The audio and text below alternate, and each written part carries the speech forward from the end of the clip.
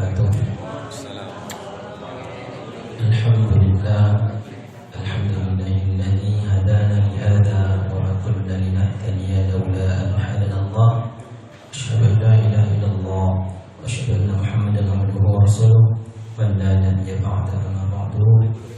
Para ustaz yang kami hormati serta bapak-bapak, ibu-ibu jamaah Masjid Al-Barakah yang dirahmati Allah. Syukur alhamdulillah, puji syukur bagi kita ucapkan kepada Allah Subhanahu wa taala yang senantiasa melimpahkan rahmat serta nikmat kepada kita semua sehingga kita masih dapat melangkahkan kaki kita menuju masjid yang kita cintai ini untuk melaksanakan salat fardu maghrib secara berjamaah. Dan insyaallah kita lanjutkan nanti dengan kajian rutin setiap malam Jumatnya. Dan insyaallah nanti pada malam hari ini akan diisi oleh Al-Mukarram Ustaz Edi Setiawan SAG. Alhamdulillah Ustaz sudah hadir di depan kita semua. Salawat dan salam yang kita kirimkan melalui junjungan Nabi besar Muhammad sallallahu alaihi wasallam dengan mengucapkan Allahumma salli ala sayyidina Muhammad wa ala ali sayyidina Muhammad. Assalamualaikum ya Rasulullah. Baiklah, untuk tidak memperpanjang mukadimah, langsung saja kita dengarkan kajian kita pada malam hari ini yang akan disampaikan oleh Al-Mukarram Ustaz Edi Setiawan SAG. Kepada beliau kami persilakan.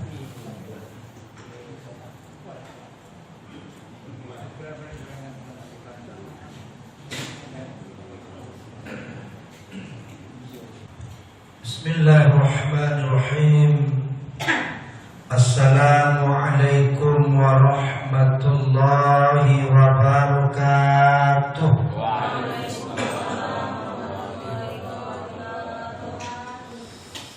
Alhamdulillahi rabbil alamin, alladzi ba'atha fil ummiyina rasulan minhum yatlu alaihim ayatihi wa yuzakkihim wa yu'allimuhumul kitaba wal hikmah. Asyhadu an la ilaha illallah wahdahu la syarika lah wa asyhadu anna Muhammadan abduhu wa rasuluh alladzi man la nabiyya ba'dah. Allahumma salli wa sallim wa barik ala hadzal nabiyil karim wa ala alihi wa ashabihi al-mujahidin at-tahirin, amma ba'du. Qala Allah ta'ala fi kitabihil karim, a'udzu billahi minasy syaithanir rajim. Bismillahirrahmanirrahim. فَإِذَا قَضَيْتُمُ الصَّلَاةَ فَاذْكُرُوا اللَّهَ قِيَامًا وَقُعُودًا وَعَلَى جُنُوبِكُمْ فَإِذَا اطْمَأْنَنْتُمْ فَأَقِيمُوا الصَّلَاةَ إِنَّ الصَّلَاةَ كَانَتْ عَلَى الْمُؤْمِنِينَ كِتَابًا مَوْقُوتًا. Shadaqallahul azim. Surah An-Nisa ayat 103.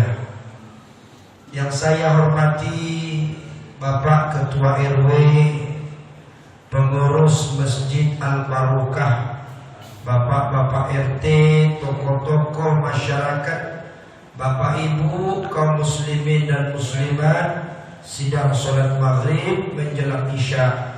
Insyaallah yang hadir senantiasa mendapatkan limpahan rahmat ampunan dari Allah Subhanahu wa taala. Amin ya rabbal alamin. Alhamdulillah, mari kita bersyukur kepada Allah. Malam ini adalah malam yang mulia, bertepatan dengan malam Jumat dan bertepatan dengan bulan haram Zulqa'dah. Zulqa'dah adalah salah satu bulan haram yang menurut Ibnu Abbas radhiyallahu anhu, orang yang berbuat amal kebaikan selama bulan haram maka amalnya mendapatkan lipat ganda. Begitu juga sebaliknya, orang yang berbuat maksiat di bulan haram dosanya juga dilipat gandakan. Maka hati-hati kita selama bulan haram ini. Ada bulan Zulqa'dah, kemudian bulan Zulhijjah, bulan Muharram dan terakhir bulan Rajab. Arba'atun hurum, 4 bulan haram. Mudah-mudahan malam ini termasuk amalan yang dilipat gandakan oleh Allah Subhanahu wa taala. Mari kita berselawat kepada Rasulullah Nabi Muhammad sallallahu alaihi wasallam dengan mengucapkan Allahumma shalli ala sayyidina Muhammad wa ala ali sayyidina Muhammad. Assalamu alayka ya Rasulullah. Bapak Ibu yang saya muliakan, kita menyambung kajian kita pada malam Jumat bulan yang lalu. Masih ingat? Ada yang ingat? Sampai di mana? Udah lupa. Ada yang ingat? Tentang amalan-amalan yang dicintai Allah. Kita ambil Al-Quran surah An-Nisa ayat 103 dan kita kolaborasikan dengan hadis Rasulullah sallallahu alaihi wasallam dari Ibnu Mas'ud yang diriwayatkan oleh Imam Bukhari wa Muslim. An Ibnu Mas'udin qala, dari Ibnu Mas'ud berkata, Sa'altu ya Rasulullah, aku bertanya wahai Rasulullah, ayyul amalu afdal, apakah amalan yang paling utama? Afdal itu artinya utama. Di matan hadis yang lain ada kalimat tambahan ahabbu ilallah, yang dicintai oleh Allah. Ayyul amalu afdal ahabbu ilallah. Duhai Rasulullah, apakah amalan yang paling utama yang dicintai oleh Allah? Jadi ternyata amalan itu Bapak Ibu banyak macamnya, bertingkat-tingkat. Ada amalan biasa, ada amalan yang utama. Kenapa amalan itu bertingkat-tingkat? Karena surga juga diciptakan Allah bertingkat. Jadi surga itu tidak satu. Semua orang Islam masuk ke surga, yaitu surga yang satu. Tidak. Surga itu ada 7 tingkat. Kenapa Allah ciptakan surga itu 7 tingkat dengan fasilitas yang berbeda? Itu menunjukkan amal manusia juga berbeda-beda. Kita ini yang hadir Bapak Ibu, saya yakin amal kita berbeda. Kita tidak tahu siapa yang terbaik di antara kita dalam beramal. Hari ini saja kita tidak tahu siapa amal yang paling bagus. Mungkin dimulai dari tahajud tadi malam. Ada di antara kita yang tahajud, ada yang tidak. Ada yang tadi pagi subuh ke masjid, ada juga mungkin yang tidak. Beda amalnya. Ada tadi pagi yang baca Al-Quran, ada yang sholat duha, ada yang tidak. Ada yang hari ini bersedekah. Itu pun sedekah bervariasi. Ada yang mungkin bersedekah 2.000, ada yang bersedekah 20.000, ada yang mungkin juga bersedekah sampai 200.000. Itu beda. Maka surganya juga nanti beda. Tak mungkin orang yang beramal sedikit dengan orang yang beramal utama lalu surganya sama. Tak mungkin. Maka Allah ciptakan nama surga itu macam-macam. Ada namanya Jannatul Firdaus, surga yang paling tinggi. Dengan fasilitas di surga Firdaus itu berkumpulnya para Rasul dan Nabi-Nabi Allah. Maka siapa yang besok ingin bertemu dan dekat dengan Rasulullah, amalan ini mesti kita amalkan. Ada amalan istimewa. Ada namanya Jannatul Naim. Di bawah itu namanya Jannatul Ma'wa. Ada Jannatul Adn, Jannatul Darussalam dan selanjutnya. Jadi beda-beda. Sebagaimana juga neraka itu diciptakan Allah berbeda-beda, bertingkat-tingkat. Ada neraka Jahannam, ada neraka Jahim, ada neraka Sakar. Nawil dan selanjutnya. Yang paling rendah letak neraka itu namanya fidarkil asfal minan nar. Kerak-kerak neraka. Itulah tempat yang paling rendah. Untuk siapa kerak-kerak neraka itu? Innal munafiqina fidarkil asfal minan nar wa lan tajid lahum nasira. Diperuntukkan orang-orang munafik. Jadi orang munafik itu letaknya paling rendah. Kenapa orang munafik paling rendah tempatnya? Orang munafik ini siapa? Orang munafik ini orang Islam. Dia Muslim, tapi dia benci dengan Islam. Dia Muslim, tapi anti Islam. Ada tak? Ada tuh banyak? Banyak. Dia Muslim, tapi kalau dalam syariat Islam tak suka dia. Marah dia. Pokoknya ada orang Islam yang benci dengan Islam. Ada orang Islam benci dengan ulama. Dia Muslim. Dia ada dalam kita, ada dalam barisan kita. Dia tidur bersama kita, dia sholat bersama kita. Dia musuh dalam selimut, menggunting dalam lipatan, menikam dari belakang pagar makan munafik.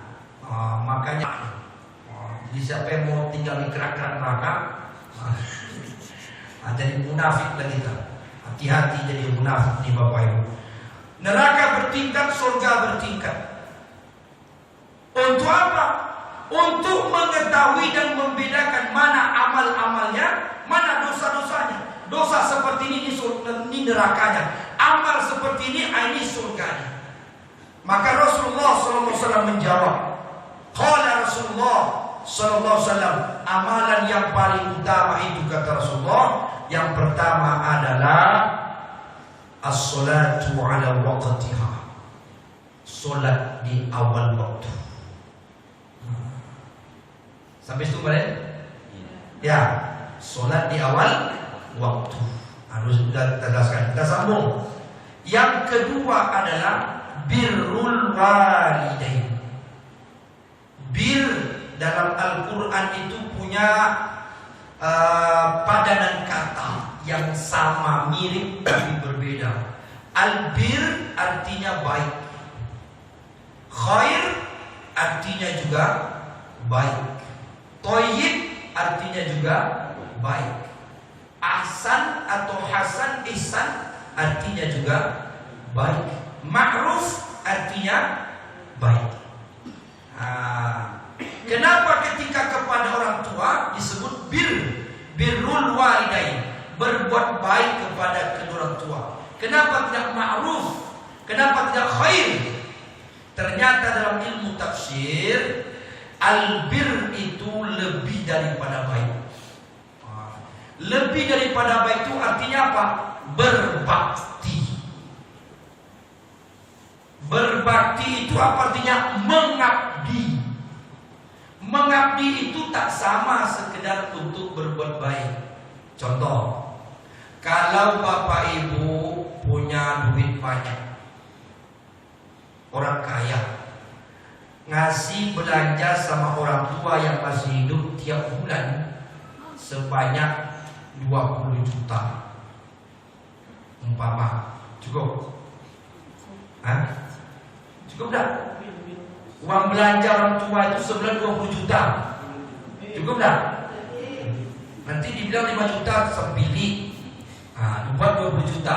Andaikan kita mampu mengasihi 20 juta, buatkan rumah orang tua besar, lengkap dengan kolam renangnya, umpamanya, fasilitas semua ada di rumah itu, mobil 5, pembantu 10, umpama. Bapak ibu mampu memfasilitasi orang tua seperti itu, ya, itu namanya bukan berbakti, itu namanya berbuat baik. Jangan salah paham. Kadang-kadang kita ini sebagai anak tepuk dada, saya sudah berbakti sama orang tua saya. Tiap bulan saya kasih duit belanja, mobil saya kasih, pakaian saya berikan yang bagus-bagus. Itu bukan berbakti, itu berbuat baik. Jadi apa bedanya berbakti dengan berbuat baik? Kalau berbakti tak cukup dengan materi. Berbakti itu lebih kepada kasih sayang, perhatian. Itu yang berbakti. Datangi orang tua, duduk dekatnya, peluk dia, cium dia, dengarkan cerita dia, atau bercerita dengan dia. Kalau mampu Bapak Ibu dan mau, pelihara dia, tinggal sama kita. Maka siapa di kampung ini ada orang tua yang dipelihara, dia punya peluang besar mendapatkan Jannatul Firdaus. Berpeluang mau memelihara orang tua. Tak mampu dia makan karena sakit dan lemah, suapkan makanan. Tak mampu dia berpakaian, pakaikan pakaian. Dia buang air tak bisa karena sudah lemah dan lelah, bersihkan kotorannya. Jangan diupah kepada orang karena kita banyak duit, rugi kita. Nanti pembantu yang berbakti sama bapak majikannya, ibu majikannya, bukan anak kandungnya. Apalagi ketika orang tua sudah pikun, dia tak butuh duit. Untuk apa duit? Untuk apa dia makanan mahal? Tak tahu dia mana pizza, mana steak, mana Kentucky, mana dia tahu? Tak tahu dia. Yang penting dia kenyang makan. Apapun dikasih makannya, bahkan papan pun lapu dimakan itu. Begitu kalau orang tua pikun itu. Tanah pun dikasih dalam pit dimakan itu. Kalau dia pikun, dia tak butuh itu. Dia butuh kasih sayang, perhatian orang tua. Maka ada salah seorang manusia di muka bumi ini yang diceritakan oleh baginda Rasulullah Sallallahu Alaihi Wasallam, yang final ceritanya kepada kita semua. Dia pemuda miskin, tak mampu membelikan ibunya kendaraan onta yang mahal, tak mampu membelikan ibunya kuda yang mahal untuk kendaraannya. Dia tak bisa karena dia tak mampu, sebab dia miskin. Dia tak punya rumah yang bagus untuk ibunya. Dia pemuda hidup sederhana, pencari kayu bakar. Itulah biaya untuk hidupnya sehari-hari dalam ibunya. Tapi apa kata Rasulullah? Hai Umar, hai Ali, sepeninggalku nanti kalian cari pemuda itu. Dia tinggal di Yaman. Dia paling mustajab doanya. Jadi doa siapa yang paling mustajab dibandingkan Abu Bakar? Doa siapa yang paling mustajab dibandingkan Umar, Utsman dan Ali bin Abi Thalib, sahabat-sahabat khalifah Khulafaur Rasyidin ba'da Rasulullah?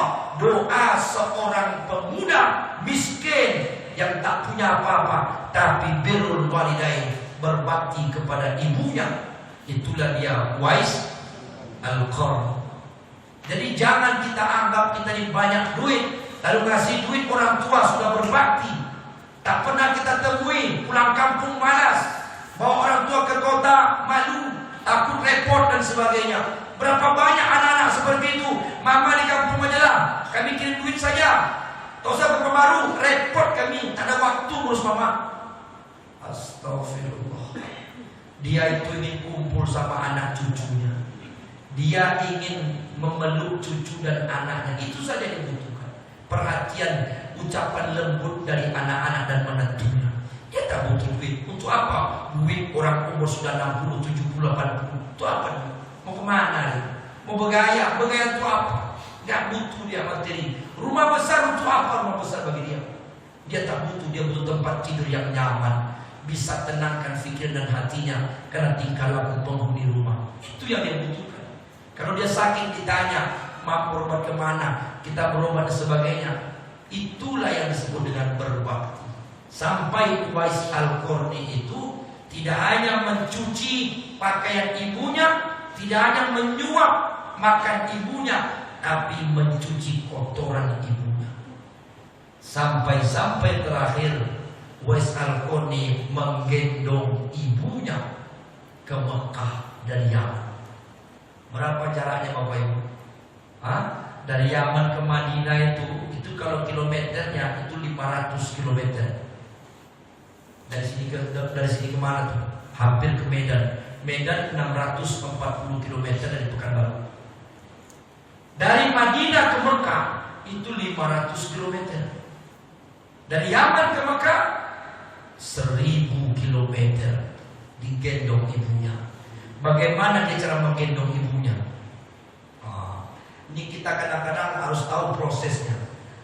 Kesungguh-sungguhan Uwais Al-Qarni itu Bapak Ibu, dia mendengarkan doa ibunya. Ibunya lumpuh tapi masih sehat badannya, otaknya masih sehat. Dia berdoa sama Allah tiap malam, ya Allah, apa mungkin aku sampai ke Mekah sedangkan anakku miskin, kakiku lumpuh, kendaraan kami tak guna, tapi aku tak bisa menahan betapa aku rindu dengan Ka'bah. Aku ingin sampai ke Mekah. Bagaimana caranya ya Allah? Berikan hamba kekuatan. Doa itu didengar oleh Uwais Al-Qarni tiap malam. Uwais Al-Qarni malu sebagai anak. Bagaimana saya atau emak saya? Uang tak ada, kendaraan tak punya. Jadi hasil penjual kayu bakar itu dia tabung-tabung, dibelinya anak sapi. Di Uwais Al-Qarni itu Bapak Ibu dibelinya anak sapi. Anak sapi itu apa? Dia pelihara supaya bisa dia gendong. Jadi anak sapi itu berumur 4 bulan, itu kan masih ringan. Digendongnya setiap pagi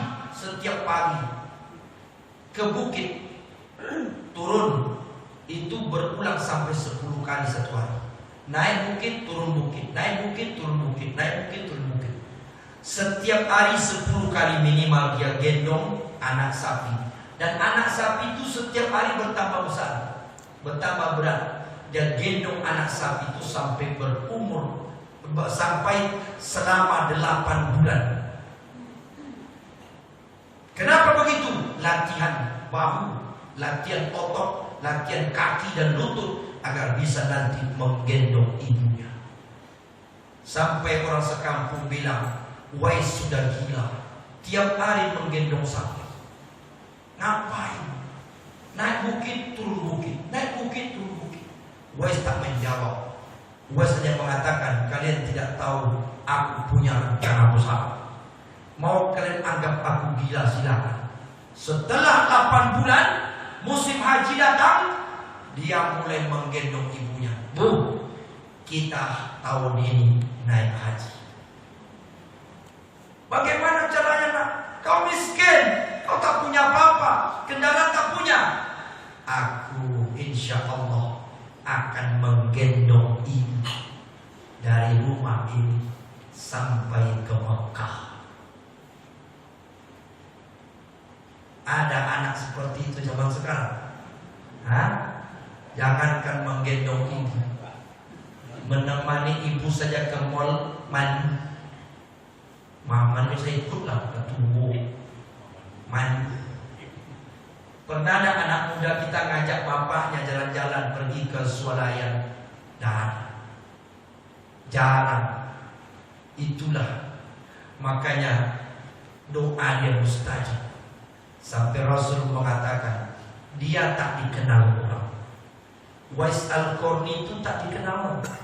Bahkan orang Yaman sendiri tak begitu kenal sama dia. Maklum nggak orang miskin? Orang miskin siapa yang kenal? Kita nih bapak ibu sama. Jadi zaman dulu sama sekarang sama. Orang itu juga. Ya karakternya sama. Zaman saja yang berubah. Sama. Orang miskin sejak zaman dulu kan dikenal orang. Sejak zaman dulu orang kaya cepat dikenal orang. Betul nggak?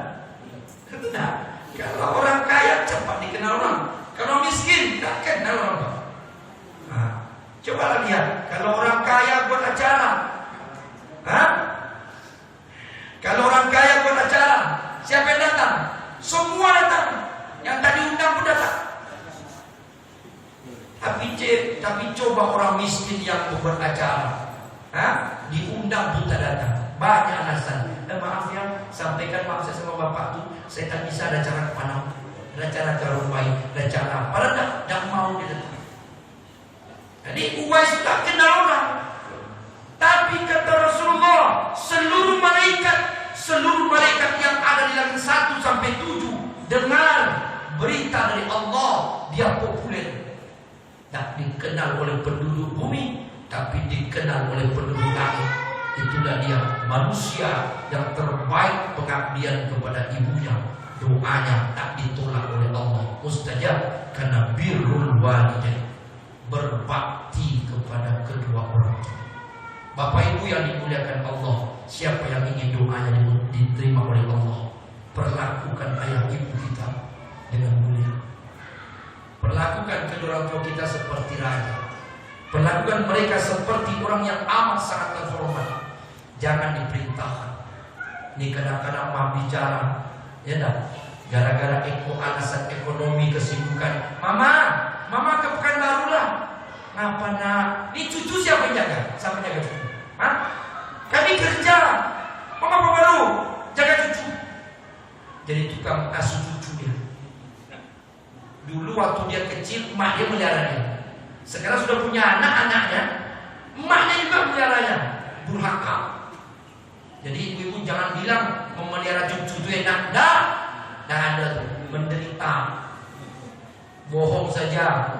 Boleh menengok cucu, boleh menggendong cucu, boleh ngajak main cucu, boleh, tapi memelihara tak boleh. Jangan biarkan mak kita memelihara anak kita. Laknatullah, dilaknat Allah.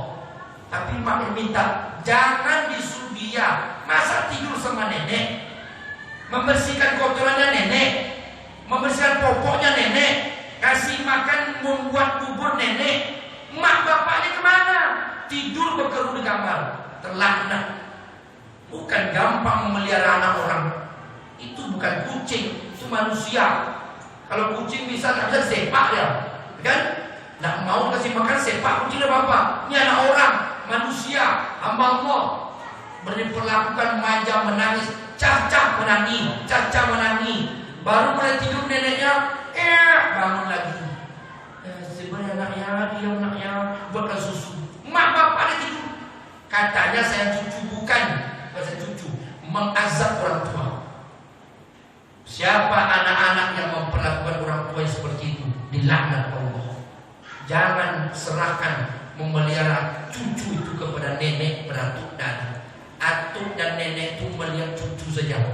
Nah, kalau mampu bayar orang babysitter bayar, tapi jangan coba-coba orang tua memelihara cucu.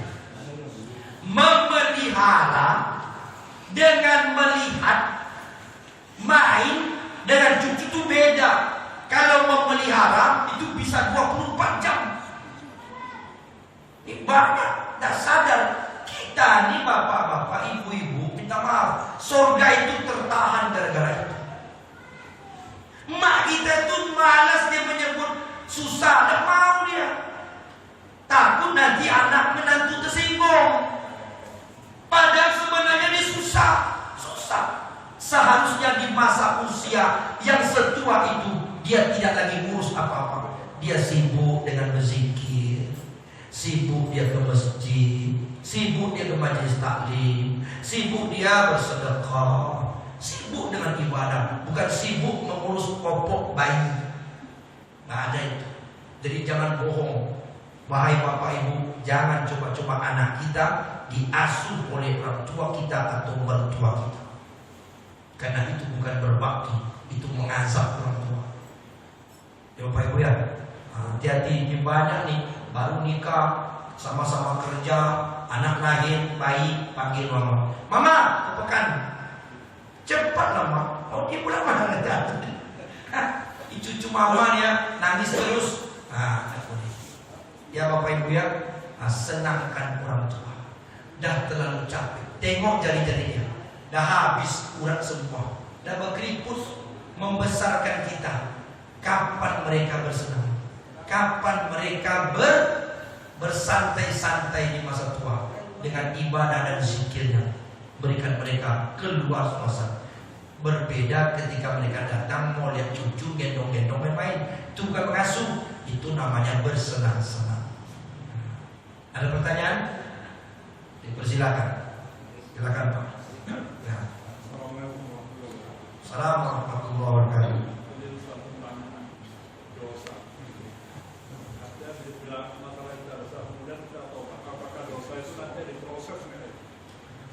Kita sudah berbuat dosa. lalu bertobat. Terus? Tentu kita selama ini kan berbuat yang salah dengan dosa kita. Ya. Pada saat dia bermaksud diprosesnya dosa kita setelah kita tobat. Baik, setelah bertobat. Betul. Wa inni laghafar liman taba, laghafar liman taba wa amana wa amila salihah summa tada. Buka surat Toha ayat 82. Allah langsung memberikan garansi.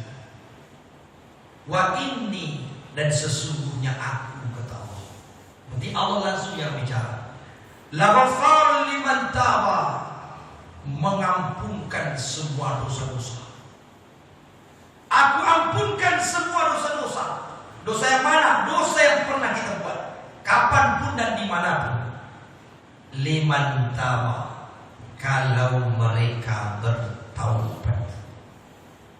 Jadi kalau kita sudah bertaubat, tubu ilallah taubatan nasuha.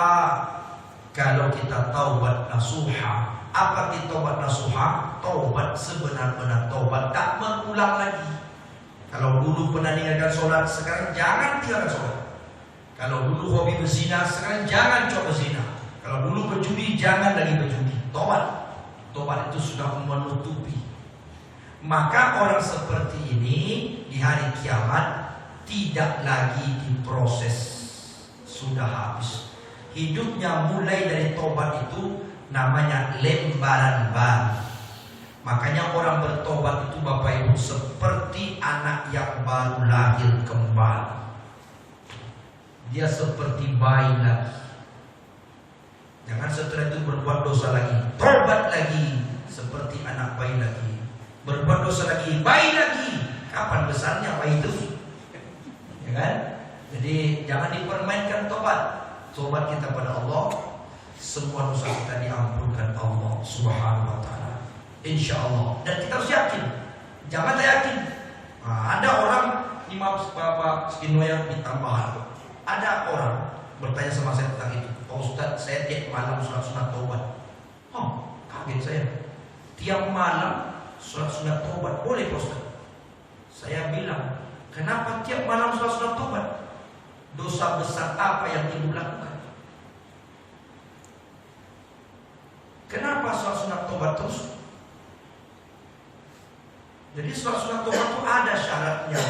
Kalau kita berbuat dosa besar, lalu mandi taubat, sholat sunat taubat, selesai.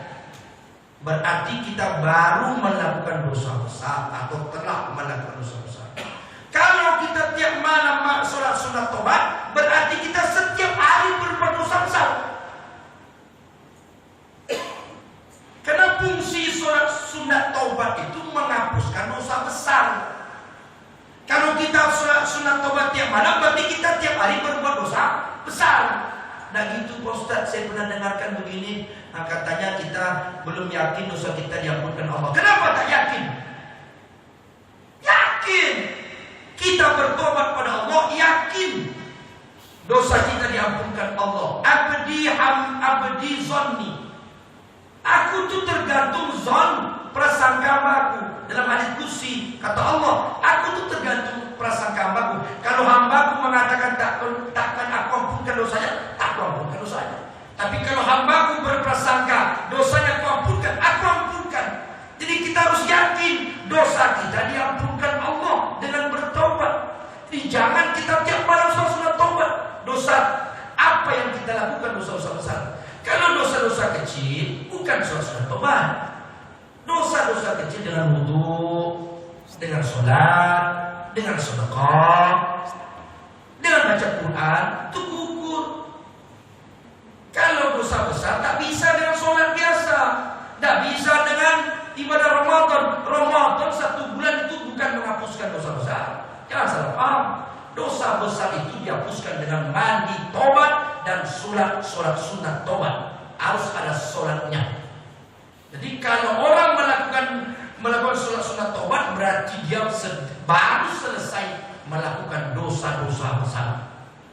Nah, jadi Pak Sukino harus yakin Setelah kita bertobat kepada Allah, dosa-dosa kita dulu sudah dihapuskan Allah Subhanahu wa taala, dan kemudian kita seperti anak yang baru lahir. Insyaallah. Ya Pak ya. Jangan khawatir. Tak boleh kita dihantui dosa besar, tak boleh. Umat Islam tak boleh. Bagaimana yang dosa dulu? Tak boleh. Itu merusak jiwa. Tak boleh. Yakin kita. Harus semangat. Fa iza azamta fatawakkal 'ala Allah. Innallaha yuhibbul mutawakkilin. Setelah kamu berazam, bersemangat, berikhtiar, tawakal kepada Allah, serahkan dosa kita sudah kita buat dan kita sudah minta tobat, terserah Allah Subhanahu wa taala. Insyaallah dosa kita semua sudah dihapuskan Allah Subhanahu wa taala. Tawakal kepada Allah. Jangan masih dihantui bagaimana dosa saya dulu. Tak boleh. Tak boleh. Ya, jangan kita patahkan hati kita, jangan lemahkan jiwa kita dengan dihantui banyak dosa di masa lalu. Tak boleh. Semangat menatap ke depan. Masa lalu sudah kita tinggalkan jadi kenangan. Dan kalau tobat sudah dihapuskan Allah Subhanahu wa taala, dan wajib kita yakin itu. Ya Pak ya. Yang lain. Ibu-ibu, silakan. Benar ni. Assalamualaikum warahmatullahi wabarakatuh. Bagaimana kita mengetahui kalau tobat kita itu betul diterima oleh Allah? Yakin. Keyakinan.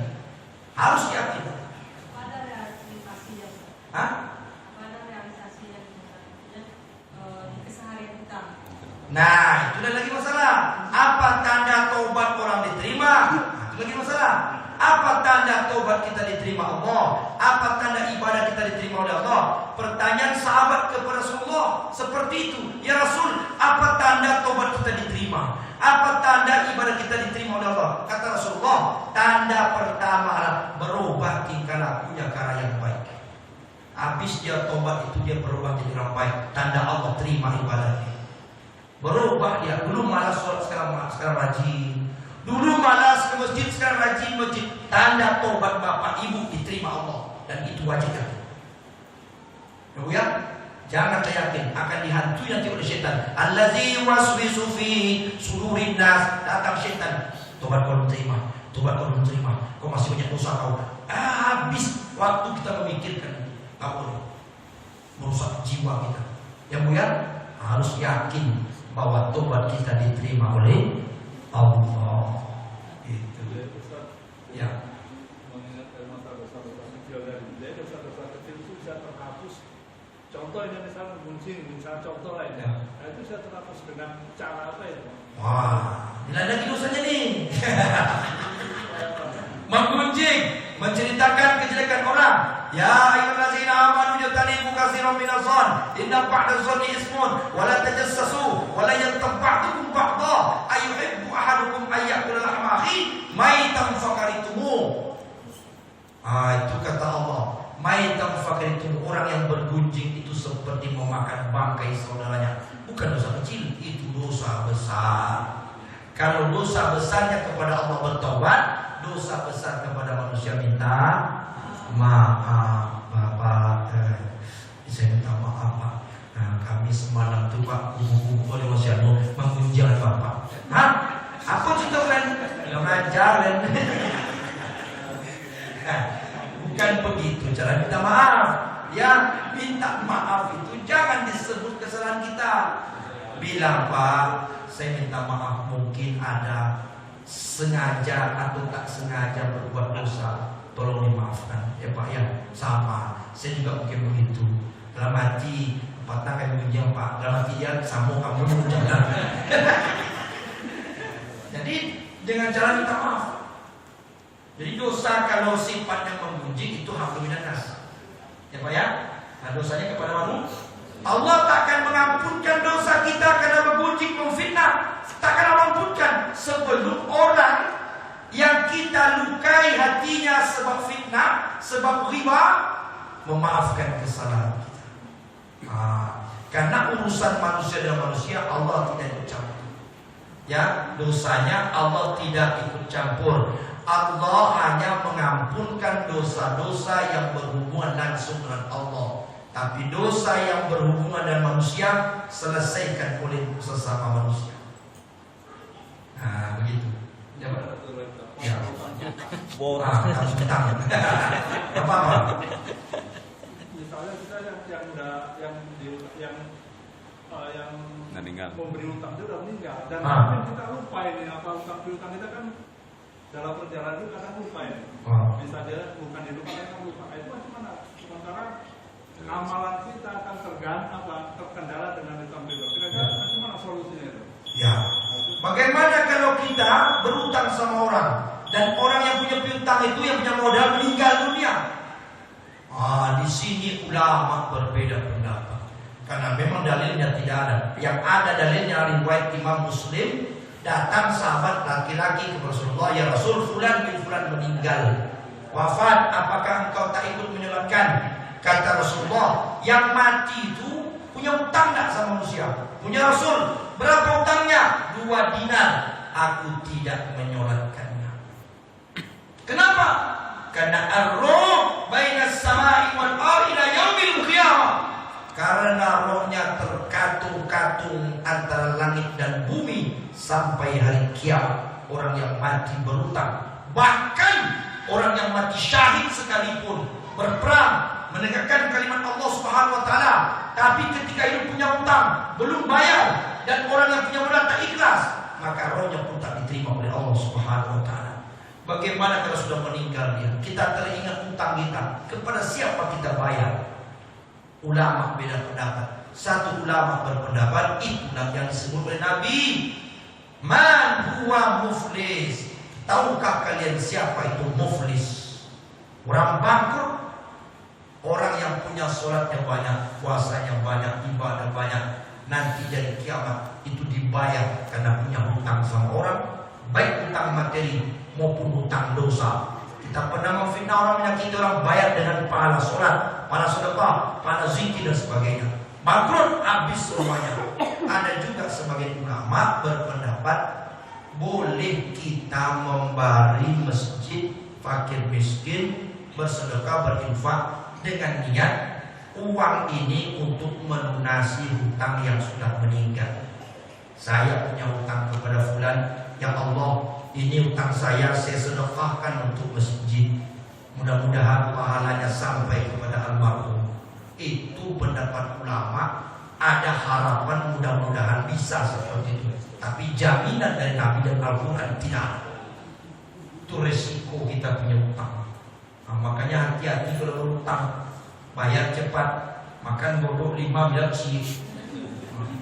Pulang buang, cari itu lapau itu.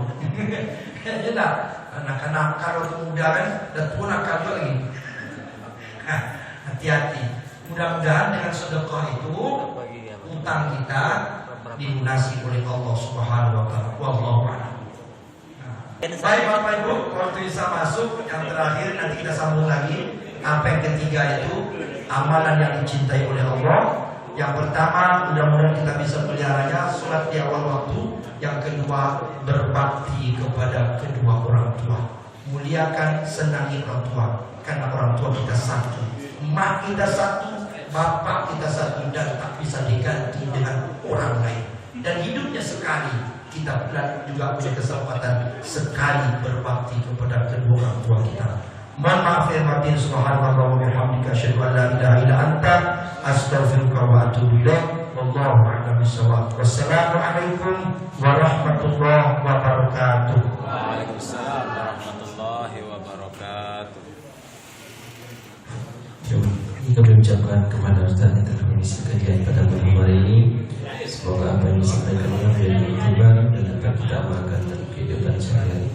Saya selaku pemasyarakat Assalamualaikum warahmatullahi wabarakatuh.